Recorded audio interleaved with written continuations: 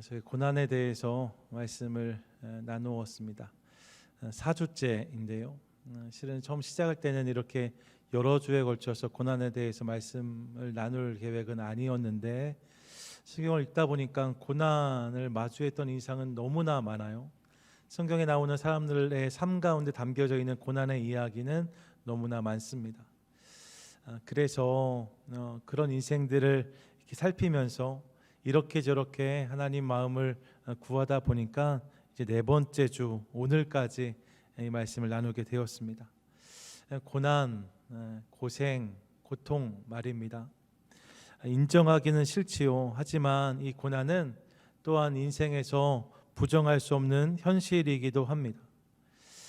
고난을 기뻐할 수 없지만, 고난을 인정하고 싶지 않지만 매일매일 우리 삶 가운데 문제가 찾아오고 고난이 찾아오는 것이 인정할 수밖에 없는 현실이라는 거예요. 그렇기에 고난을 어떻게 대하느냐가 그 삶의 모습과 인생의 색깔을 결정합니다. 내 삶에 찾아온 고난에 대해서 내가 어떻게 대하고 어떻게 응답하는지가 우리의 삶의 모습을 결정한다는 거죠. 그런 맥락에서 지난 4주 동안 말씀을 나누면서 고난에 대해 슬픔과 실망으로 반응하기보다 찾아온 고난을 마주하며 하나님이 원하시는 응답을 드리자라고 말씀을 드렸습니다. 고난이 찾아오고 문제가 찾아오면 힘들고 어렵고 화가 나는 것은 자연스러운 반응입니다. 그런데 믿음의 사람들은 그렇게 고난에 반응하는 것을 넘어서 응답하는 삶을 살아야 된다고 말씀을 드렸고, 그 맥락에서 지난 3주 동안 이런저런 주제로 말씀을 나누었습니다. 기억해 보시면 첫 번째 주에는 고난의 상황 속에서 그 고난을 하나님 안에서 바라보고 해석하는 것으로 고난에 응답하자고 말씀을 드렸어요. 내 삶에 찾아온 고난을 바라보면서 그 안에 하나님께서 두신 뜻을 깨달아 알아가는 것 중요하다고 말씀을 드렸습니다. 두 번째 시간에는 여러분 주제 기억나세요? 어떻게 응답하자고요? 뜻을 정하여 고난에 응답하자고 말씀드렸습니다. 고난의 상황이 힘들고 어렵지만 그 상황 속에서 선택해야 될 것들을 선택하고 거절해야 될 것들을 거절함으로 그 상황을 날 때에 하나님께서 그 시간을 통해서 우리 삶 가운데 일하신다고 말씀을 드렸습니다. 그런가 하면 지난주에 여러분 기억나시는지 모르겠는데 고난을 뭐로 붙잡자고 말씀드렸어요? 우리의 기도 제목으로 붙잡자고 말씀을 드렸습니다. 삶에 찾아온 문제와 어려움이 있을 수 있는데 그것을 내 삶의 기도 제목으로, 우리 가정의 기도 제목으로 붙잡으며 나아갈 때 하나님이 그것을 통해서 응답하신다고 말씀을 드렸어요. 그게 고난에 응답하는 삶의 모습일 수 있는 거죠. 물론 쉽지 않습니다. 고난에 응답하는 삶을 산다는 것이 그냥 되어지는 일도 아니고 쉬운 일도 아닙니다. 하지만 저는 그럼에도 불구하고 우리에게 이런 모습이 있기를 간절히 소망합니다. 단순히 힘들고 아프다, 어렵다를 넘어서 믿음으로 응답하는 우리 모두가 될 수 있기를 원하고, 그런 응답을 통해서 고난을 통해서도 일하시는 하나님, 그 하나님을 우리 모두가 나의 하나님, 우리의 하나님으로 깨닫고 경험할 수 있기를 원합니다.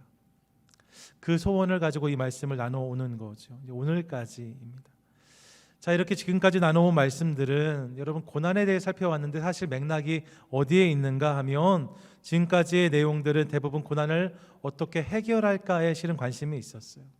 고난의 시간을 어떻게 통과할까, 여기에 좀 관심이 있었습니다. 고난을 마주했을 때 이 고난을 어떻게 해결하고 통과할 수 있을까, 삶에 찾아온 문제 앞에서, 어려움 앞에서 어떻게 이를 헤치고 나갈 것인가, 어떻게 극복할 것인가, 사실 여기에 방점이 있었다고 말씀드릴 수 있습니다. 사실 그렇지요. 고난에 응답하는 삶을 말씀드리지만 그럼에도 고난을 마주하기가 어려워요. 가까이 하기엔 너무 먼 당신인 거죠. 그래서 고난이 아무리 좋은 것이라 해도 그것을 빨리 벗어나고 싶은 생각이 우리 모두에게 있습니다.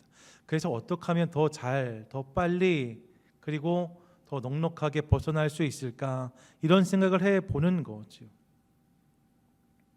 고난에 응답하는 삶이 일매 그런 면으로 이해될 수도 있습니다. 그런데 성경을 보니까요, 그 성경의 내용들 중에 만나는 사람들, 어떤 사람들은 다르게 이 고난에 반응했다는 사실을 우리가 깨닫게 되어집니다. 단순히 고난에서 벗어나려고 한 것이 아니라 오히려 문제와 시련, 수고와 고난을 향해 나아간 사람이 있었다는 사실을 깨달았어요. 고난을 피하지 않고 오히려 그 고난을 감당함으로 하나님의 일이 이루어지기를 기대했던 사람들이 있습니다. 어떤 사람이 그래요? 100년 넘게 사람들의 조롱과 조소 속에서 방주를 지었던 노아가 그렇습니다. 그런 수고를 감당하면서 주님의 뜻을 기꺼이 이루기 원했어요. 멍에를 메고 동족들을 향하여서 너희가 돌이키지 아니하면 하나님께서 반드시 우리를 이렇게 심판하실 것이다 선포했던 예레미야도 그랬습니다. 그의 사역이 고난이었고 어려움이었지만 그는 중단 없이 그 사역을 감당합니다. 호세아 선지자도 그래요.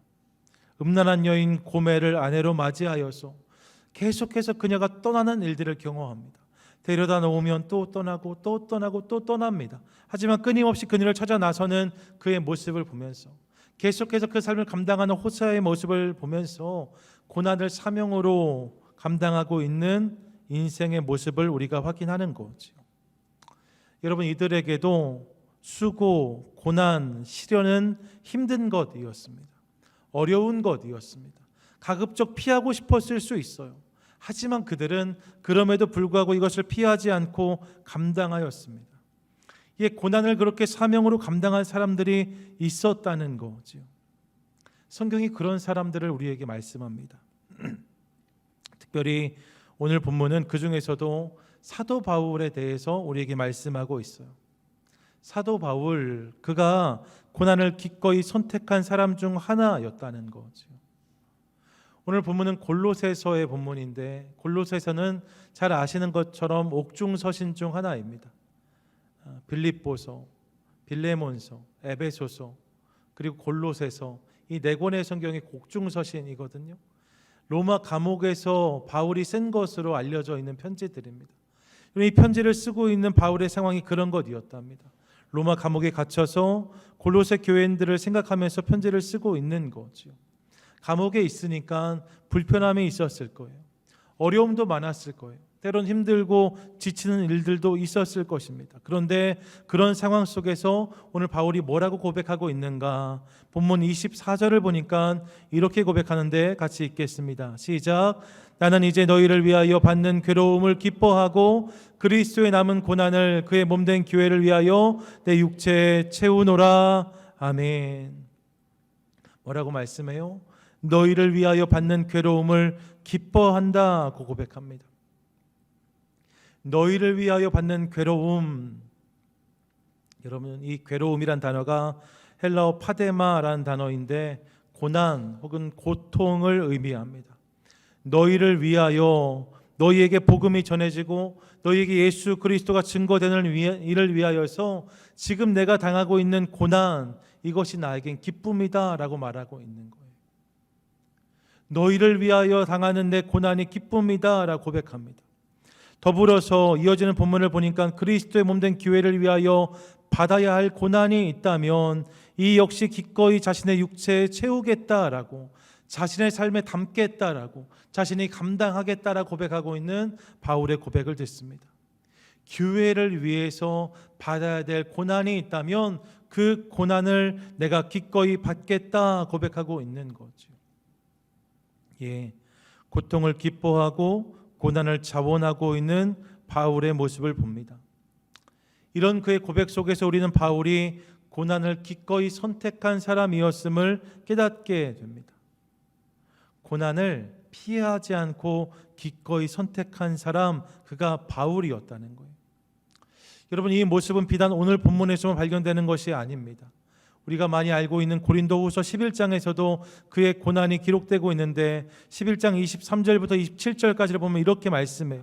내가 수고를 넘치도록 하고 옥에 갇히기도 더 많이 하고 매도 수없이 맞고 여러 번 죽을 뻔하였으니 유대인들에게 40에서 하나 감한매를 5번 맞았으며 3번 태장으로 맞고 1번 돌로 맞고 3번 파선하고 일주야를 깊은 바다에서 지냈으며 여러 번 여행하면서 강의 위험과 강도의 위험과 동족의 위험과 이방인의 위험과 시내의 위험과 광야의 위험과 바다의 위험과 거짓 형제 중의 위험을 당하고 또 수고하고 애쓰며 여러 번 자지 못하고 줄이며 목마르고 여러 번 굶고 춥고 헐벗었노라 라고 말해요. 여러분, 이 고백은 어떤 죄인이나 악인이 경험했던 징벌의 리스트가 아닙니다. 내가 너무 악하게 살아서 이런 화를 당했다라고 말하는 게 아니에요. 복음을 위해, 주님을 위해 살았던 바울이 삶에서 경험했던 고난의 목록을 이렇게 고백하고 있습니다. 갇히고 맞고 배가 부서지고 표류하는 온갖 위험과 시련이 많았다라고 바울은 고백합니다. 고생과 고난이 계속되는 삶이었다는 거예요. 누구의 삶이요? 바울의 삶이요. 그런데 바울이 이 일을 묵묵히 감당한 거죠. 아니요, 여러분, 묵묵히 감당한 정도가 아니라 그는 기꺼이 이 일을 감당했습니다. 피하려고 애를 쓰다가 어쩔 수 없이 당한 고난이 아님을 기억해 주십시오. 예고된 고난, 예측된 고난도 있었어요. 하지만 바울은 그 일을 기꺼이 걸어갑니다. 내가 그곳에 가면, 그들을 만나면 어려움 당할 것을 알지만 그럼에도 그 일을 기꺼이 감당했다는 거예요. 그런 바울의 모습을 보다 분명히 알 수 있는 장면이 사도행전 21장이라고 저는 생각합니다. 사도행전 21장에 보시면요, 바울이 1차, 2차, 3차 선교 여행을 마치고 이제 3차의 일정을 마무리한 다음에 예루살렘으로 향할 때의 일입니다. 바울이 예루살렘으로 돌아오려고 하는데 그때 바울이 직감해요. 이제 내 돌아가면 어려움 당할 수 있다는 걸 마음으로 느낍니다. 그래서 오랫동안 그곳에 함께 머물러 있었던 에베소 교회 교인들한테도 그 이야기를 해요. 내가 이렇게 떠나면 우리 다시 못 볼지도 모른다. 그래서 사도행전 20장에 보시면 그 에베소 교회의 교인들과 장로들이 배를 타기 위해 나가는 바울을 배웅하고 눈물로 그를 얼싸 안으면서 아쉬운 마음을 달래고 있는 모습을 우리가 확인할 수 있습니다. 다시는 못 볼지도 모르니까요. 그렇게 배를 타고 이제 바울이 에베소에서 두로에 도착했습니다. 예루살렘으로 올라가는 길목에 온 거예요. 성경을 보니까 이 두로에서 바울이 제자들을 만났는데 21장 4절에 보면 이렇게 기록합니다. 함께 읽겠습니다. 시작. 제자들이 찾아 거기서 이레를 머물더니 그 제자들이 성령의 감동으로 바울더러 예루살렘에 들어가지 말라 하더라. 아멘. 제자들을 만나는데 제자들이 바울에게 예루살렘으로 가지 말라고 말합니다. 이유가 어디 있어요? 성령의 감동이 있었대요. 여러분, 아마도 이때 성령의 감동은 예루살렘으로 가지 말라는 아니었을 것 같아요. 왜냐하면 뒤에 이어지는 성경의 감동들이 그런 내용은 아니거든요. 대신 어떤 내용이었을까? 바울이 예루살렘으로 들어가면 큰 화를 당할 수 있다는 감동이었던 것 같습니다. 지금 바울이 이 길을 계속 걸어가면 큰 어려움을 당할 수 있다, 이런 감동이 제자들에게 있었던 거죠. 그래서 제자들이 바울을 막아서는 거예요. 올라가지 말라고 말합니다. 제자들만 그런 것이 아니에요. 조금 지나면 아가보란 선지자를 만나는데 사도행전 21장 10절과 11절입니다. 같이 한번 읽습니다. 시작. 여러 날 머물러 있더니 아가보라 하는 한 선지자가 유대로부터 내려와 우리에게 와서 바울의 띠를 가져다가 자기 수족을 잡아 매고 말하기를 성령이 말씀하시되 예루살렘에서 유대인들이 이같이 이 띠 임자를 결박하여 이방인의 손에 넘겨 주리라 하거늘 이라고 말씀해요. 유대, 즉 예루살렘에서 아가보란 선지자가 내려왔습니다. 그리고 바울이 있는 곳에 이르렀어요. 근데 그 집에 들어와서 한 띠를 취하더니 그것으로 자신을 결박하면서 이 띠의 주인이 이제 예루살렘에 올라가면 이런 일을 당할 거라고, 이방인들에게 넘겨질 거라고 말합니다. 그 띠의 주인이 누구예요? 바울이었잖아요. 바울에게 이런 어려움이 닥칠 것이라는 예언이 주어지고 있어요. 또 그 이야기를 들은 그곳의 모든 사람들이 바울을 말립니다. 12절인데 이렇게 말씀해요. 우리가 그 말을 듣고 그곳 사람들과 더불어 바울에게 예루살렘으로 올라가지 말라 권하니 라고 말합니다. 여러분, 본문을 보세요. 지금 21장 한 장 속에서 수차례에 걸쳐서 많은 사람들이 바울을 막고 있습니다.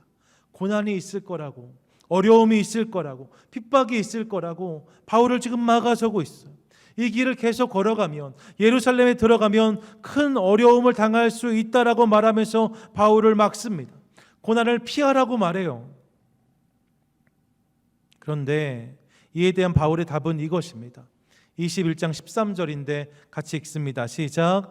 바울이 대답하되 여러분이 어찌하여 울어 내 마음을 상하게 하느냐. 나는 주 예수의 이름을 위하여 결박당할 뿐 아니라 예루살렘에서 죽을 것도 각오하였노라 하니. 아멘. 뭐라고 말씀합니까? 내가 이 일을 기꺼이 감당하겠다라고 고백하고 있습니다. 주님을 위하여 당해야 되는 결박이라면 내가 기꺼이 그것을 감당하겠다. 아니 오히려 결박을 넘어 죽음까지도 내가 각오할 수 있다라 고백하고 있습니다. 주님을 위한 것이라면 그 고난을 기꺼이 선택하는 삶을 바울이 살고 있는 것을 우리가 보는 거죠. 고난을 피하기보다 감당하는 그의 모습을 봅니다. 그 고난을 통해서 하나님이 이루실 일이 있다면 그것이 자신의 사명이라고 바울이 믿었던 거죠. 고난 안에 숨겨진 사명을 발견하고 그 사명을 붙들고 나아갔던 인생, 그것이 바울의 인생이었다는 거예요. 예, 바울은 그렇게 고난을 사명으로 감당하는 삶을 살았습니다.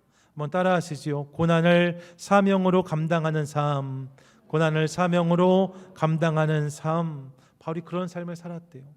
그리고 그런 그가 오늘 본문 25절 골로새 1장 25절에 이렇게 고백합니다. 함께 읽습니다. 시작. 내가 교회 일꾼 된 것은 하나님이 너희를 위하여 내게 주신 직분을 따라 하나님의 말씀을 이루려 함이니라. 아멘. 아멘. 여러분, 한국 교회에서도 교회 일꾼됨이 영광이었던 시절이 있습니다. 교회의 일꾼이 된다는 것이, 임직을 하고 장립을 한다는 것이 영광스러운 일이었을 때가 있습니다. 그래서 그 일이 그렇게 되지 않으면 실망도 하고 상처도 받고 그런 분들 본 적이 있습니다. 근데 여러분, 초대교회는 그런 상황이 아니었어요.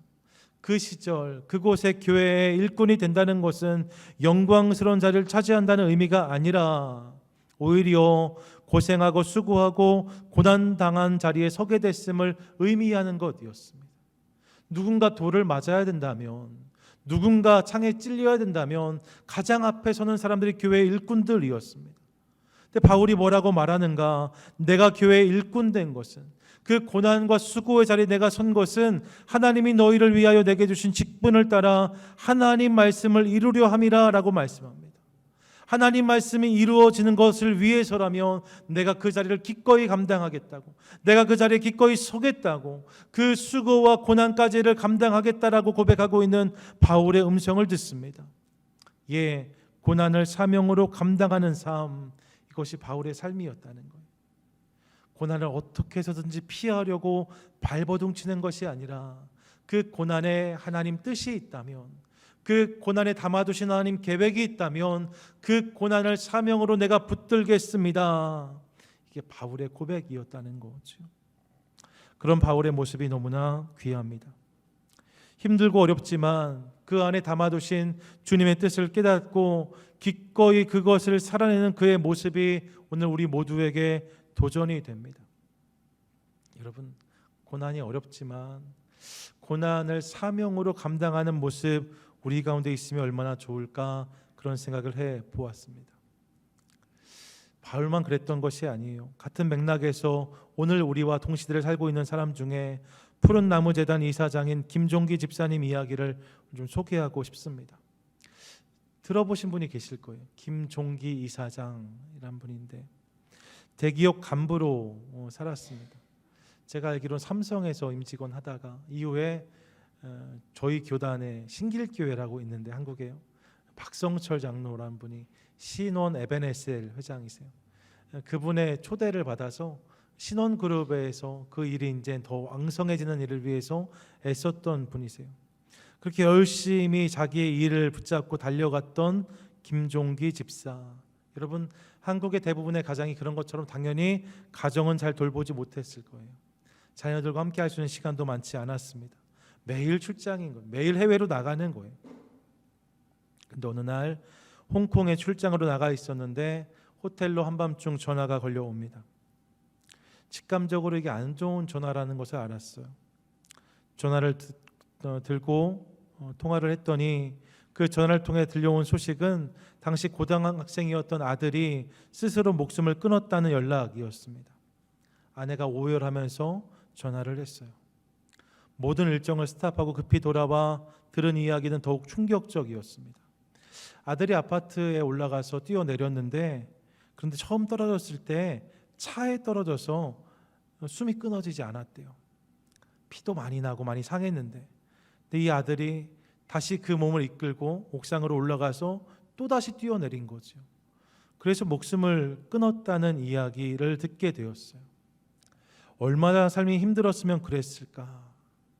그런 아들을 왜 나는 미리 알아보지 못했을까? 스스로 자책하고 괴로워하는 시간들이 그에게 있었습니다. 새롭게 하소서의 간증을 보았더니 예수를 믿고 교회에 다녔는데 그때 하나님을 향한 깊은 탄식과 원망을 참을 수가 없었다고 이야기하시더라고요. 여러분, 하나뿐인 아들인데 그 아들이 그렇게 어렵게 세상을 떠났으니 얼마나 하나님이 원망스러웠겠어요. 너무나 이해가 되잖아요. 이런 상황이 나에게 있다면 여러분 상상만 해도 얼마나 아프고 어려운 것입니까? 이 비통함에 아무것도 할 수 없는 상황을 그가 마주하게 되었습니다. 더 힘들었던 것은 그런 상황 속에서 그런 아들의 비극적인 결정의 이유가 학교 폭력이었다는 것을 듣게 된 것이었어요. 지속적으로 아들을 괴롭힌 학생들이 있었다는 이야기를 들었습니다. 도저히 참을 수가 없었어요. 그래서 그 분노와 원망으로 가해 학생들을 하나씩 만납니다. 어떤 수를 써서라도 먼저 간 아들에 대한 복수를 반드시 해주겠다 마음을 먹고 그들을 만난 거지요. 그런데요, 그렇게 학생들을 만나다 보니까 이분이 깨닫게 된 게 있어요. 뭐요? 그들도 그저 그런 어린 학생이라는 것을 알게 된 거예요. 분노한 아버지 앞에서 떨고 있는 학생들, 아이들의 모습을 보면서 이 김종기 집사님은 처벌이 정답이 아니란 사실을 깨닫게 되었습니다. 그러면서 다시는 학교에서 이런 비극적인 죽음이 생기지 않게 하는 일, 어쩌면 그 일이 내가 감당해야 되는 일일 수 있겠다는 생각을 했다고 말씀하시더라고요. 그래서 그때부터 신문에 광고를 내고 여러 기관의 협조를 요청하기 시작합니다. 학교에서 이런 어려움 당한 이가 있으면 연락을 주십시오. 돕고 싶습니다. 전국에 광고를 내고 이 일을 하기 시작해요. 그렇게 해서 만들어진 재단이 푸른 나무 재단입니다. 올해까지 27년 동안 이 일을 감당하면서 여러분이 푸른 나무 재단이요, 유엔과도 협력하는 큰 기관이 되었어요. 다양한 프로그램들 가지고 오늘도 한국에 있는 다음 세대를 돌보고 세우는 일을 감당하고 있습니다. 이 이야기가 저에게 참 감동이 되더라고요. 어느 날 학교 폭력이 이유가 되어서 아들을 잃게 된 아버지의 마음이 저는 상상조차 되지 않습니다. 얼마든지 이 고난에 분노와 원망으로 반응할 수 있었을 거예요. 그것이 어떻게 생각하면 너무나 당연하고 자연스러운 반응일 수 있습니다. 그런데요, 이 김종기 이사장은 이렇게 자신의 삶에 찾아온 고난을 사명으로 붙잡았어요. 너무나 슬프고 너무나 어려웠지만 이것이 내가 감당해야 될 사명일 수 있겠다 생각했습니다. 그 일을 27년 동안 감당해 왔다는 거죠. 이 땅의 모든 청소년들을 자신의 아들과 딸 삼아서 그들에게 동일한 일이 반복되지 않도록 하는 일에 헌신하는 것으로 고난에 응답하는 인생을 살았던 한 사람의 이야기입니다. 저는 김종기 집사님의 모습을 주님이 보시고 받으셨다고 믿어요. 그렇게 고난을 사명으로 삼는 사람들이 있는 거죠. 지난 2주간 우리 교회 장학생 심사 과정을 우리가 함께 났습니다. 장학위원들 정말 고생 많이 하셨어요. 이만큼 되는 페이퍼를 계속 읽으셔야 되거든요. 그러니까 여러분 나중에 장학위원 좀 해주십시오 하면 꼭 하지 않겠다고 하세요. 너무 힘들어요. 그래도 애쓰고 수고한 분들이 계셨어요. 그래서 장학생 심사를 진행했는데 올해 25명의 학생들이 신청했고 그중에 10여 명의 학생들을 저희가 선발하여서 장학금을 지원하게 됩니다. 늘 이 일을 하면 고민이 있어요. 더 섬기고 싶은 마음이 계속 올라오는 거죠. 누구는 선발하고 누구는 이제 이번에 좀 미안합니다 말하기가 참 어렵습니다. 한 명이라도 더 섬기고 싶은 마음이 있어요. 특별히 저희가 장학금 신청할 때 학생들한테 자기소개서, 신앙 간증문, 추천서를 받거든요. 그 내용을 읽다 보면 더 그런 마음이 간절해집니다. 특별히 이번에 신청한 학생들 중 말입니다. 가족 중에 아픈 사람이 있는 친구들이 몇 명이나 되었습니다. 마음의 병이나 몸의 병이 있는 형제, 자매, 가족이 있어서 힘든 시간을 겪은 학생들이 있었습니다. 여러분, 그게 좀 그런 거거든요. 가족 중에 누구 하나 어렸을 때 마음이 아프면, 마음에 병이 있으면 온 가족이 그 아이 때문에 아무것도 할 수가 없어요. 특별히 부모는 그럴 수 있지만 그 또래의 형제 자매들은 어디 가고 싶어도 갈 수가 없고, 어디 좀 같이 뭐 하고 싶어도 그렇게 할 수가 없는 거죠. 동생을 챙겨야 되고 오빠를 챙겨야 되고 그런 일들이 있는 거예요. 충분히 힘들고 어려울 수 있지요. 근데 여러분, 저에게 은혜가 된 것은 그 친구들이 그 상황 속에서 자신의 사명을 찾고 있더라고요. 동생에게 마음의 병이 있는 한 친구는 그래서 자기는 열심히 공부해서 꼭 정신과 의사가 되고 싶다고 적어 보냈습니다. 이렇게 말만 한 게 아니라 성적표도 저희가 제출을 받는데, 그 성적표를 보면서 얼마나 애쓰고 수고했는지가 막 느껴져서 참 감사했어요. 또 어떤 학생은 가족 중에 장애가 있는데 이 일을 위해 자신이 돕는 인생을 꼭 살고 싶다는 고백을 담아서 저희에게 편지를 보냈습니다. 그 중에 태어나서 2살이 되었을 때 근육에 병이 생겨서 12살 때부터 전동 휠체어에 몸을 싣고 생활한 자매의 고백이 눈에 띕니다. 이렇게 적어 놓았더라고요. 저는 다른 사람들의 시련을 공감하고 돕게 하시기 위해 주님께서 저에게 장애를 주셨다고 생각합니다. 장애인들과 관련해서 여전히 도움이 많이 필요합니다. 사람들의 삶을 더 좋게 바꿀 수 있는 일이 있다면, 이 친구가 걷지를 못해요. 제 2 손으로 그 기회를 꼭 붙잡고 싶습니다. 이렇게 써서 보냈어요. 고생, 고통, 고난이 물론 힘든 것이지요. 그런데 여러분, 그 일 때문에 실망하고 좌절하고 절망하기보다 왜 우리 가정에, 왜 내 인생에 이런 일들만 있냐라고 투정하기보다 그 안에서 자신의 사명을 발견하고 하나님이 나에게 이 일을 하라고 하시나 보다, 그래서 그것을 사명으로 알고 붙잡는 이 학생들의 모습이 저에게 큰 도전이 되었습니다. 사랑하는 여러분, 저는 저와 여러분 우리의 삶에도 이런 모습이 있을 수 있기를 간절히 소망합니다. 소망합니다. 아멘. 이런 고난은 누구에게나 피하고 싶은 것입니다. 고생, 고통, 고난이 좋은 사람이 누가 있겠어요? 저도 마찬가지입니다. 고생하고 싶지 않아요. 고통받고 싶지 않아요. 고난 기꺼이 감당하기 어렵습니다. 그런데 여러분, 그 고난 속에 사명을 감당한 사람들이 있었답니다. 그 고난에 담아두신 하나님 뜻을 깨달은 사람들이 있었답니다. 그 뜻을 깨달음으로 그 고난을 자신의 사명으로 바꾸어서 그것을 붙잡는 것을 통하여서 하나님의 뜻을 이루어간 인생들이 있었고 지금도 있는 것을 봅니다.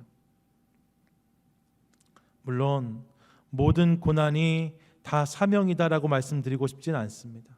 그렇진 않아요. 모든 고난에 다 사명이 담겨 있다고 말할 수 없습니다. 하지만 여러분 기억하십시오. 사명이 담긴 고난이 있습니다. 따라하시죠. 사명이 담긴 고난이 있습니다. 사명이 담긴 고난이 있습니다. 여러분, 그래요. 사명이 담긴 고난이 있습니다. 그 고난을 통해서 주님이 이루시고자 하는 일들이 있는 그런 고난이 우리 삶에 주어질 수 있습니다. 바라기는 고난 앞에서 주님 뜻을 묻고 구하는 것을 통하여서 고난에 감추어진 진주와 같은 사명을 깨닫고 반응하는, 응답하는 저와 여러분 우리 모두가 될 수 있기를 간절히 소망합니다. 생각해 보면 오늘 우리의 삶에 주어진 구원과 회복의 은혜 역시 예수 그리스도께서 당신의 고난을 사명으로 감당하심으로 우리 가운데 허락하신 은혜인 것을 깨닫습니다. 주님께서 고난을 사명으로 감당하심으로 우리 삶 가운데 그런 은혜가 주어진 거지요. 이사야 53장 5절인데 같이 읽습니다. 시작. 그가 찔림은 우리의 허물 때문이요 그가 상함은 우리의 죄악 때문이라. 그가 징계를 받음으로 우리는 평화를 누리고 그가 채찍에 맞음으로 우리는 나음을 받았도다. 찔림, 상함, 징계, 채찍. 여러분, 이게 좋은 사람이 누가 있겠어요? 맞으면서 막 좋다 할 사람이 누가 있겠습니까? 하지만 우리 주님께서 이 모든 고난을 사명으로 끝까지 감당하심으로, 결국 십자가까지를 감당해 주심으로 우리 가운데 놀라운 구원의 역사를 이루어 주셨습니다. 그 은혜를 받은 사람들이 저와 여러분, 바로 우리인 거지요. 바라기는 이를 기억하면서 우리도 그런 삶을 결단하고 살아내는 믿음의 성도 될 수 있기를 간절히 소망합니다. 삶에서 만난 고난 속에서 사명을 찾고 구하는 것을 통해서 고난까지도 선용하시는 하나님, 뭐라고요? 고난까지도 선용하시는 하나님, 그 하나님을 만날 수 있기를 원해요. 그분 안에서 슬픔이 기쁨으로 바뀌고 근심이 찬양이 되고 오늘 흘렸던 눈물들이 내일의 웃음이 되고 감격이 되어진 놀라운 역사가 우리 삶 가운데 부어질 수 있기를 간절히 소망합니다. 지난 4주간 우리 고난에 대해 나누었습니다. 그 전에 9주간 복에 대해 나눴고 4주간 고난에 대해 나누었어요. 첫 시간 말씀 기억하세요. 인생은 복을 바라보며 고난과 함께 걸어가는 여정이라고 말씀드렸습니다. 그게 우리의 삶이에요. 근데 여러분, 그 고난을 어떻게 대하는가가 우리 인생의 색깔을 결정한답니다.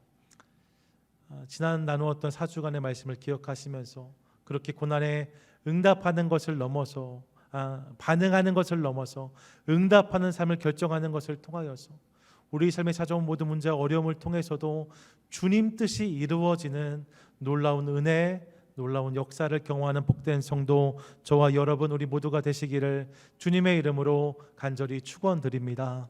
아멘. 아멘.